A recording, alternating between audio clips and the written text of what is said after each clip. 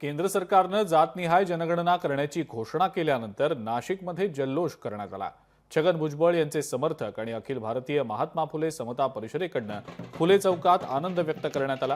ढोल ताशे वाजवत, फटाके फोडत, लाडू वाटप करत जल्लोष करण्यात आला। समता परिषदेचे प्रदेश सरचिटणीस दिलीप खैरे यांच्या प्रमुख उपस्थितीत हा जल्लोष करण्यात आला।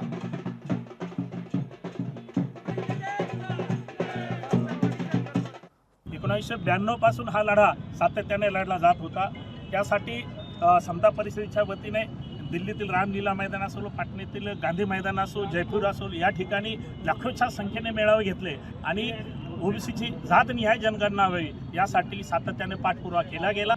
या निर्णयामुळे मी देशाचे पंतप्रधान नरेंद्रजी मोदी यांचे आम्ही या ठिकाणी शतशः आभार मानतो। आदरणीय समीर भाऊ भुजबळ खासदार असताना 100 खासदारांचं शिष्टमंडळ घेऊन त्यासाठी पुढे चालना दिली होती आणि त्यामुळे आज जी घोषणा आदरणीय पंतप्रधान मोदयांनी केलेली आहे त्याचा आम्हाला निश्चितच आनंद झालेला आहे।